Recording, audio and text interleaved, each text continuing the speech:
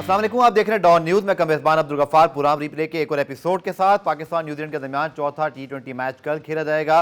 आज के शो में इस मैच के हवाले से बात करेंगे। इसी तरह पाकिस्तान में जो 2 हॉकी फेडरेशन बनी, इस हवाले से FIH का नोटिस भी हो गया है, वज़ीर साहब की तक भी बात गई है। देखते हैं इसका क्या निकलता है, चूँकि दोनों फ्रीकैन को अब सुना जाएगा। तो देखते हैं कि कौन सा फरीक जो है वो अपनी पोजीशन को बेहतर साबित करने में कामयाब होता है। और इसके साथ साथ पाकिस्तान वुमेन टीम की बात करेंगे, चूँकि पाकिस्तान को शिकस्त हुई है अपनी होम सीरीज़ में और कुछ ज़्यादा अच्छा मुकाबला नहीं कर सकी पाकिस्तान वुमेन टीम। इस हवाले से हम तफसीली आज शो में बात करेंगे। पहले हिस्से में हम क्रिकेट पे बात करेंगे और मिर्ज़ा इकबाल बेग साहब सीनियर स्पोर्ट्स तज्ज़ियाकार हमें ज्वाइन कर रहे हैं और इसके साथ साथ हमारे स्पोर्ट्स रिपोर्टर गुलाम मुर्तज़ा लाहौर स्टूडियोज में मौजूद हैं।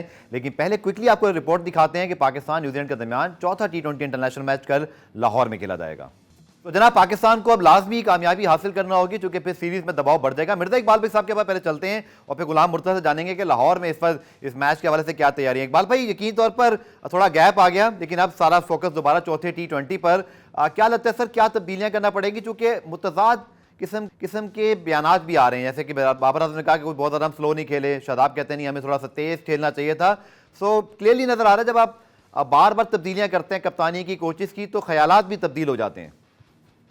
बिल्कुल आपने सही कहा अब्दुल गफ्फार, ये बार बार की तब्दीलियां और फिर लोग यही कह रहे हैं कि पाकिस्तान इब्तिदाई ओवर में, हालांकि इसको पाकिस्तान को 54 रन जो से वो स्कोर हुए थे पावर प्ले में, लेकिन उसके बाद पाकिस्तानी टीम स्लो खेली। तो अब आप IPL को देख लें कि किस तरीके से 200 रन स्कोर हो रहे हैं, किस तरीके से उनके बैट्समैन पावर प्ले का इस्तेमाल कर रहे हैं। तो पाकिस्तान को बार बार, मुझे तो नहीं लगता कि इसमें कोई अब तब्दीलियां ज्यादा करेंगे, क्योंकि आपने अजहर महमूद की प्रेस कॉन्फ्रेंस देखी होगी सीरीज शुरू होने से पहले कि हम रोटेशन पॉलिसी अपनाएंगे और बाबर आजम को भी हम आराम करा सकते हैं। बज़ाहिर तो नहीं लग रहा कि बाबर आजम को ये आराम कराएंगे, जिस तरह की सूरत हाल है कल के मैच के लिए, खास तौर पर कि आप तीसरा मैच हार गए 7 विकेटों से, तो कल तो ये अपनी फुल स्ट्रेंथ टीम के साथ जाएंगे ताकि मोरल डाउन ना हो। क्योंकि अब आप देखें, मोहम्मद रिजवान के बारे में भी इत्तलात आ रही है, अभी PCB ने क्लियर नहीं किया, लेकिन बज़ाहिर यही लग रहा है कि मोहम्मद रिजवान न सिर्फ इस सीरीज से आउट हो गए, बल्कि उन्हें जो है वो आगे, ये तो आपको गुलाम मुर्तज़ा बताएंगे कि जो 2 दौरे हैं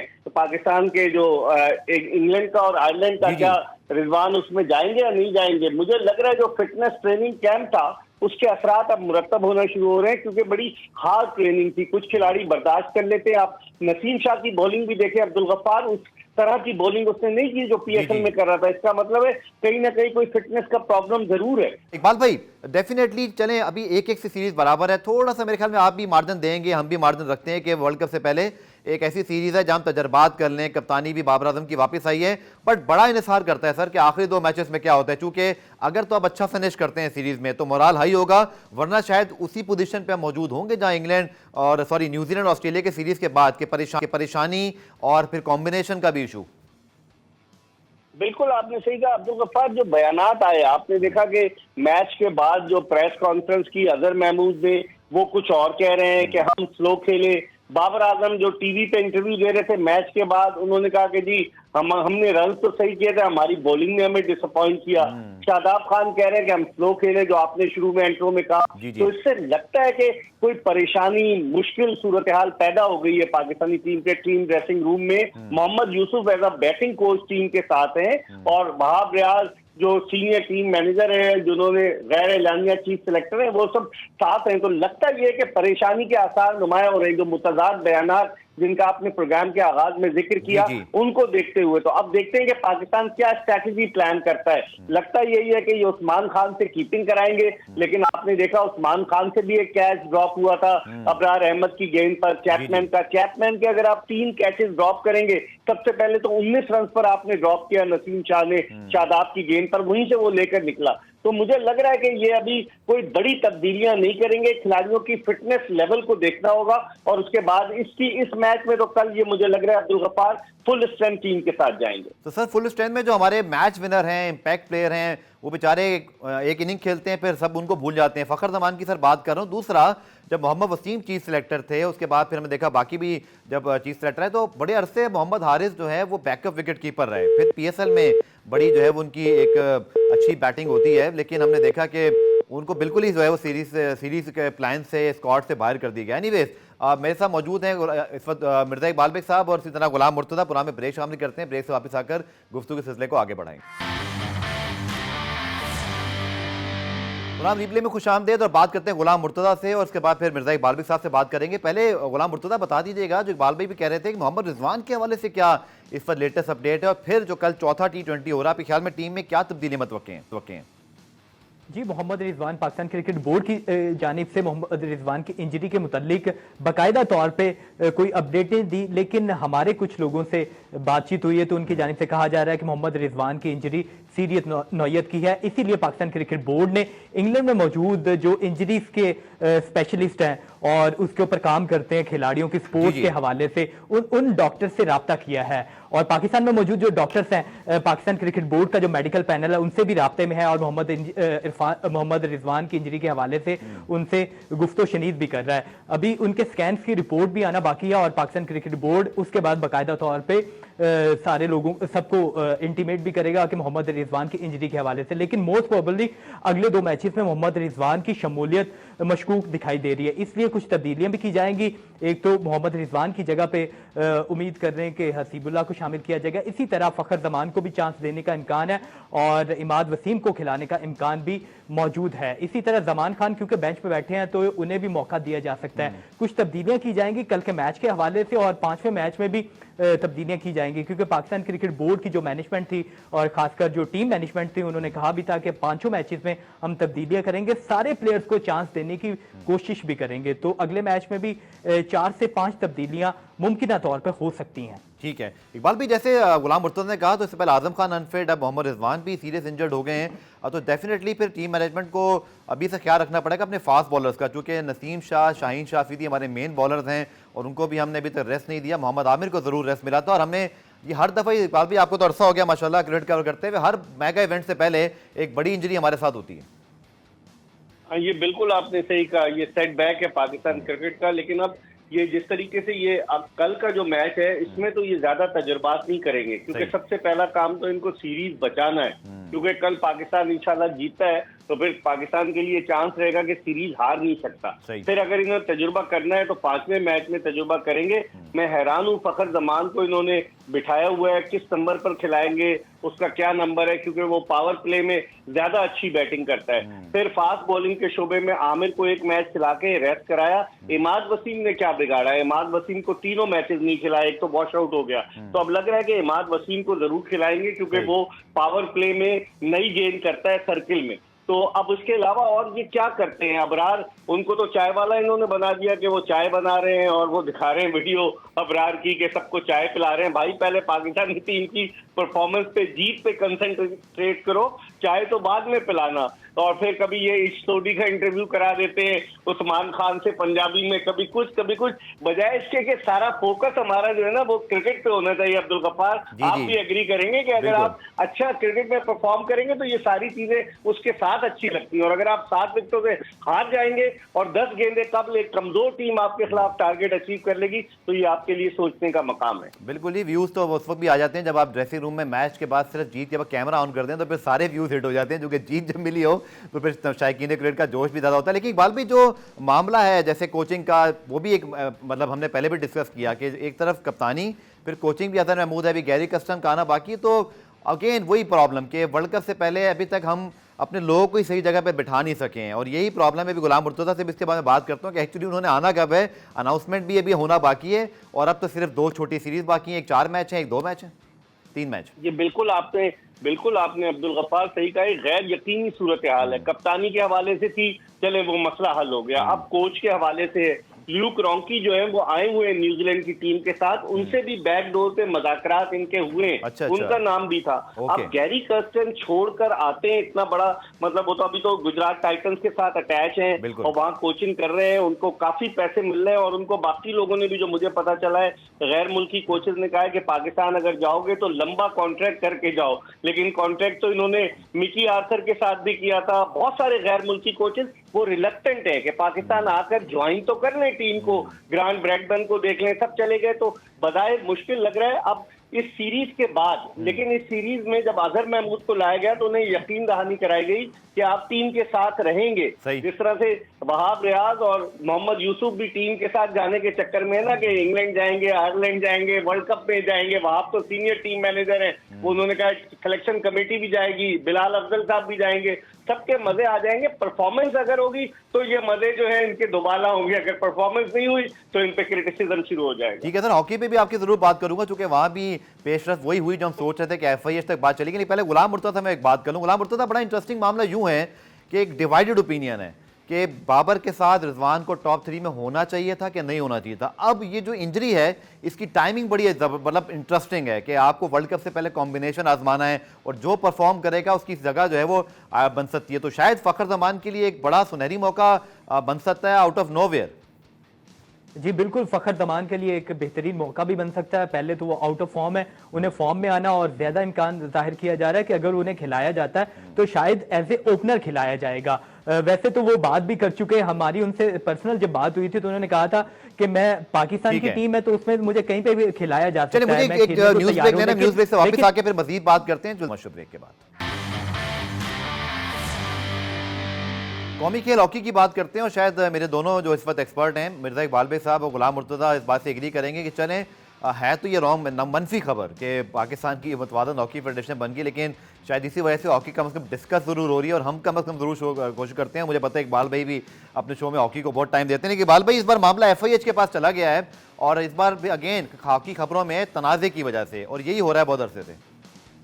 देखिए, FIH के पास मामला इसलिए गया है अब्दुल गफ्फार के दूसरी जो फेडरेशन है उसके पास कोई ऑफिशियल लेटर नहीं है कि या तो उसे मलेशियन हॉकी फेडरेशन ने कोई लेटर भेजा हो अजलान शाह में शिरकत के लिए, उन्होंने कैंप लगा लिया, या उसके पास पाकिस्तान ओलंपिक एसोसिएशन से वो एफिलेटेड हो और Pakistan Olympic association international Olympic committee से एफिलेटेड है। ऐसी कोई बात नहीं है। तो इसका मतलब ये हुआ कि उन्होंने बिला वजह के लिए 1.5 ईंट की अलग मस्जिद बना ली है। और ये जो पाकिस्तान हॉकी फेडरेशन जो कि रिकग्नाइज की जाती है, हैदर हुसैन ने खुद FIH को खत लिखा था जिसके जवाब में FIH ने नोटिस लिया है। और वहां चूंकि तैयब इकराम साहब जिनका ताल्लुक पाकिस्तान से है और तैयब इकराम साहब के शागिर्दों में शामिल हैं शहबाज अहमद सीनियर, फिर राना मुजाहिद से उनका ताल्लुक, फिर ख्वाजा जुनैद से, आसिफ बाजवा से, तो इसलिए तैयब इकराम साहब को जो उनके वाइफ जिनका आया है खत, उन्होंने नहीं रखा अपने साथ कि कहीं ये ना हो कि टिल्ट हो जाए कि कहीं पर फेवरेटिज्म आ जाए। तो अब देखते हैं 25 तारीख कल दी है और मेरे ख्याल में दूसरी पार्टी के पास है नहीं, उन्हें चाहिए कि हाथ खड़े कर दें, हॉकी को सही समत की जानिब जाने दें। ये सीटों के हुसूल की जो जिद्दोजहद है, जो पाकिस्तान हॉकी फेडरेशन को जिस तरह से नोच खाया इन्होंने, जो पैसे मिले तो वो आप खत्म करें और हॉकी को सही समत की तरफ ले जाए। 15वें नंबर पर है हम और हमारी हालत बहुत बुरी है। बिल्कुल, गुलाम मुर्तजा से मैं जरूर पूछूंगा कि फेडरेशन और फिर खिलाड़ियों पे इसका क्या असर पड़ रहा है, जो वैसी हॉकी की बड़ी बुरी सूरत है। लेकिन इकबाल भाई, इसमें एक सवाल बनता है कि नोटिफिकेशन उस जमाने में निगरान वज़ीर अनवारुल हक काकड़ साहब ने निकाला था फॉर तारिक बुगटी साहब, और उस वक्त तो कम से कम सरकार की तरफ से या गवर्नमेंट की तरफ से चीज़ आई थी। तो ये मामला इसलिए पेचीदा नहीं है थोड़ा सा, फिर गवर्नमेंट को ही इसमें कुछ करना पड़ेगा क्योंकि वो नोटिफिकेशन एटलीस्ट बुगटी साहब के लिए मौजूद है। लेकिन आपकी बात भी ठीक है कि जो IOC और फिर FIH की जो कॉरेस्पॉन्डेंस है वो दूसरी फेडरेशन से हो रही है, तो इसलिए 2 लिंक बन रहे हैं इस मामले के। देखिए, बुगटी साहब को तो इसलिए लाए थे अनवारुल हक काकड़ साहब कि आप चूंकि रिजाइन कर दिया था खालिद सज्जाद खोकर साहब ने, तो बुगटी साहब को उन्होंने ये जिम्मेदारी सौंपी कि आप क्लबों की स्क्रूटनी करा के इलेक्शन कराएं। लेकिन बजाय इसके कि बुगटी साहब जो वजीर आला बलूचिस्तान मीर सरफराज बुगटी के कजन भी हैं, बजाय इसके कि वो इलेक्शन कराते, उन्होंने देखा यहाँ तो बड़ी जबरदस्त चीज है हॉकी फेडरेशन। आपने देखा कि न सिर्फ ये कि वो खुद इन्वॉल्व होते हैं बल्कि वो अपने दोनों साहबजादों को लेकर गए थे, तस्वीर बनवाई थी गोलकीपर वकार के साथ जब उसको चेक दे रहे थे। हालांकि ये पैसे हॉकी के ही हैं, लेकिन इस अंदाज से पोर्ट्रे कर रहे थे कि जैसे बड़ा एहसान कर रहे हैं ये वकार पर। तो मेरे ख्याल में बुगटी साहब ने इलेक्शन नहीं कराया, कोई इलेक्टेड कहीं कांग्रेस से इनकी अप्रूवल नहीं हुई है कि कांग्रेस जिस तरीके से शैला रजा की अप्रूवल हुई है। तो मेरे ख्याल में उनको खुद सोचना चाहिए, अगर उन्हें इलेक्शन लड़ना है इलेक्शन लड़े वो आकर जो है। लेकिन उनके साथ लोग कितने होंगे, मैं समझ रहा हूँ अब्दुल गफ्फार के इस मामले में तारिक बुगटी साहब या राना मुजाहिद साहब वीक विकेट पर है, क्योंकि राना मुजाहिद साहब का आपको पता है कि उन्होंने एक पैरेलल पाकिस्तान ओलंपिक एसोसिएशन भी बन गई थी जिसके जनरल रिटायर्ड अकरम साई सदर थे और राना मुजाहिद सेक्रेटरी थे। बाद में इन पर 10 साल की पाबंदी लगा दी थी आरिफ हसन ने, जो पाबंदी कम होकर 5 साल हो गई थी। तो बहुत सारे मामला हैं, पास रिकॉर्ड भी देखना होगा FIH को कि कौन लोग क्या करते रहे पाकिस्तान हॉकी के साथ, ताकि हॉकी दुरुस्त समत की तरफ गामजन हो सके। बिल्कुल ही। और कराची में जो हॉकी फेडरेशन का पुराना ऑफिस है या हॉकी फेडरेशन है, वहाँ पर एक फेडरेशन है तो गुलाम मुर्तज़ा, दूसरी तरफ लाहौर में जहाँ आप लोग मौजूद होते हैं गद्दाफी स्टेडियम के बिल्कुल साथ नेशनल हॉकी स्टेडियम के अंदर दूसरी फेडरेशन मौजूद है। खिलाड़ियों का क्या इसमें कहना है? कसूर तो उनका बेचारों को कुछ नहीं है, लेकिन दोनों तरफ वो भी पिस रहे हैं क्योंकि आधे लोग उधर चले गए हैं, आधे लोग इधर हैं। इसी तरह आप देखें कि जो गैर मुल्की कोच हैं रोलैंड ऑटमेंट, वो भी आ गए, पता नहीं उनको क्या यकीन दहानी कराएगी। तो बड़ी कॉम्प्लेक्स सूरत हाल है और शायद जैसे इकबाल साहब ने फरमाया कि इसका जितना जल्दी हल निकल आए उतना ही बेहतर है और जो सही लोग हैं उनको हवाले की जाए। जी, गवर्नमेंट ऑफ पाकिस्तान को इसका हल जल्द से जल्द निकालना चाहिए। बहुत सारे ऐसे प्लेयर्स हैं, क्योंकि जब ये कैंप लग रहा था तो दोनों फेडरेशन की जानिब से खिलाड़ियों से राब्ते किए गए थे, तो खिलाड़ियों से हमारी बात हुई तो वो बहुत ज्यादा परेशान थे। वो कह रहे थे एक फेडरेशन के पास जाएंगे तो दूसरी फेडरेशन उनको बैन कर देगी, वो नहीं खिलाएगी, तो वो उन्हें बहुत ज्यादा परेशानी का सामना करना पड़ रहा था। सीनियर टीम के खिलाड़ी भी परेशान थे, जूनियर टीम के खिलाड़ी भी परेशान थे। और रोलन ऑल्टमन्स की आपने बात की तो वो भी उन्हें यकीन दहानी यही करवाई गई कि उन्हें उसी तरह उनका कॉन्ट्रैक्ट चलेगा। पहले भी वो कितनी दफा आ चुके होंगे? इकबाल भाई को भी मैं पूछ लेता हूँ, मेरे ख्याल में वो भी आते जाते रहते हैं, बस जैसे कि वो एक हमारे पास आखिरी चॉइस है इंटरनेशनल कोचेस के लिए, जब चाहे उनको बुला लें, ऐसे ही है। जी बिल्कुल, आपने ठीक कहा कि उन्हें जब चाहे पाकिस्तान हॉकी फेडरेशन बुला लेती, लेकिन अब तो मतवाजी दो फेडरेशन बन चुके हैं, उसके बावजूद वो आ चुके हैं। एक फेडरेशन ने उन्हें नहीं बुलाया लेकिन दूसरी फेडरेशन ने उन्हें बुला लिया है, तो खिलाड़ियों को बहुत ज्यादा परेशानी का सामना है। उनके पैसे अदा नहीं हुए अभी तक, कोई भी दोनों फेडरेशन जो है वो अपनी जंग तो लड़ी, लेकिन खिलाड़ियों को अभी तक जो बहुत सारे जो उनकी अदायगियां करनी है वो अभी तक हो नहीं सकी। तो जो मुलाजमीन है उनकी तनख्वाहें अभी तक अदा नहीं हुई, तो इसलिए पहले उनका सोचना चाहिए दोनों फेडरेशन को, ना कि वो अपनी जंग लड़ते रहे। खिलाड़ियों का सबसे पहले सोचना होगा। बिल्कुल। और इकबाल भाई, रोलन ऑटमेंट भी मतलब मेरे ख्याल में मुझे तो याद पड़ता है 4 से 5 मरतबा तो आ जा चुके हैं पिछले 8-10 सालों में, और सिगफ्राइड एक्मैन के तो खैर पैसे बाद में रिलीज हुए थे, तो मुझे नहीं पता अब इस बार क्या सूरत हाल होगी। बिल्कुल आपने सही कहा, ऑल्टमैन का तो बयान भी आया था, एक दफा छोड़ के चले गए थे कि मुझे पैसे नहीं मिले, तो उनको भी लगता ही है कि पाकिस्तान से बहुत ज्यादा मोहब्बत है। लगता है उनको अनऑफिशियली पाकिस्तानी नेशनलिटी तो नहीं दिलवा दी इन्होंने, कहीं ड्यूअल नेशनल ना हो गए, लेकिन ऑल्टमैन को पैसे देने हैं पाकिस्तान फेडरेशन, हॉकी फेडरेशन के पास कहाँ है? तारिक बुख्ती साहब कोई 70 लाख रुपए उन्हें मिले, वो लड़कों को डेली अलाउंस देना है, वो भी कम करके 20,000 कर दिया है बजाय $200 के। तो क्या कर रहे हैं? लगता है ये जो पैसे उनके वही खर्च करेंगे उन्हीं पर, ऑल्टमैन पर। लेकिन ये मैं ना मानो वाली रट है अब्दुल गफ्फार, जिससे हॉकी को नुकसान पहुंच रहा है। हमने अपने प्रोग्राम में, आपने भी उस दिन रेहान भट्ट को बुलाया, मैंने भी अपने कई शोज किए, उन्होंने कहा कि वजीर आजम पाकिस्तान इसका नोटिस ले और जो फेयर जो तरीके से कार्रवाई की जाए कि जो डिजर्विंग है वो रहे, या फिर यह कि एडहॉक लगाई जाए, इन पर एडहॉक लगाकर एक न्यूट्रल आदमी को लाया जाए। तो बज़ाहिर मुझे जो मेरे अपने जराए कहते हैं कि अब बुख्ती साहब बैकफुट पर चले गए, मज़ाकरात की कोशिश कर रहे हैं, लेकिन शैला रज़ा नहीं मान रही। उसकी वजह यह है कि बुख्ती साहब इलेक्टेड है ही नहीं, तो वो चाह रहे हैं कि मैं रहूं। बहुत सारे मामला हैं, मुझे लग रहा है कि वजीर आजम अगर नोटिस नहीं लेंगे, IPC मिनिस्ट्री नहीं लेगी, एहसन इकबाल साहब खुद मसरूफ हैं अपने बेटे का वो बाई इलेक्शन में जो जिमनी इंतखाबात थे नारोवाल में, वहां फंसे हुए थे, तो अब कौन लेगा नोटिस? ये खेल बेआसरा बेसहारा होकर रह गया, कोई पूछने वाला नहीं। कौमी खेल है हमारा ये। बिल्कुल कौमी खेल है, वैसे ही नाम का था, लेकिन अब तो इतनी अजीब सूरत हाल है कि दो फेडरेशन बनी। बहुत शुक्रिया इकबाल साहब। आखिर में गुलाम मुर्तज़ा, फुटबॉल में भी कमोबेश यही सूरत हाल, उसको भी अपडेट कर दिया नॉर्मलाइजेशन कमेटी, उसके बाद अपडेट तो आती रहती है कि स्क्रूटनी हो रही है, क्लब्स ये वो सारा कुछ, लेकिन वहाँ भी मामला बड़ा मतलब एक टेस्ट मैच की तरह तवील हो चुका है। जैसे इकबाल साहब ने कहा कि जो लोग आते हैं इंतखाबात कराने फेडरेशन में, वो जल्दी नहीं जाते। जी, तीसरी दफा उनको जो तौसीह मिल चुकी है पाकिस्तान फुटबॉल फेडरेशन की नॉर्मलाइजेशन कमेटी को फीफा की जानिब से, और अब उनकी जानिब से जो क्लब की स्क्रूटनी थी उसका अमल मुकम्मल हो चुका है। अब इलेक्शंस का अमल शुरू होगा, क्योंकि जो इन्होंने सारे जो इलेक्शन है उसको एक पाकिस्तान फुटबॉल फेडरेशन की जानिब से एक टूर्नामेंट करवाया जाएगा डिस्ट्रिक्ट लेवल पे, उसके ऊपर सारी वोटिंग होगी। तो वो कुछ मैचेस स्टार्ट हो चुके हैं, लेकिन अभी उसके ऊपर टाइम लगना है। और तीसरी दफा पाकिस्तान फुटबॉल फेडरेशन की नॉर्मलाइजेशन कमेटी लगता है फीफा के पास भी कोई, मुझे लगता है कोई प्लान नहीं है, इसलिए वो बार बार एक्सटेंड किए जा रहे हैं। और गुलाम मुर्तज़ा की जो स्माइल आपको सब बता रही है कि मामला जो है वो अच्छाई की बजाय तवालत इख्तियार कर चुका है। उम्मीद करते हैं कि वेल इफ एंड वेल वही सूरत हाल हो जाए। प्रोग्राम में ब्रेक शामिल करते हैं, ब्रेक से जब वापस आएंगे तो वुमेन क्रिकेट की बात करेंगे। पाकिस्तान वुमेन टीम न्यूजीलैंड में बड़ा अच्छा करके आई, लेकिन होम सीरीज में वेस्ट इंडीज ने 3-0 से वनडे में आउट क्लास कर दिया। बात करेंगे शॉर्ट कमर्शियल ब्रेक के बाद।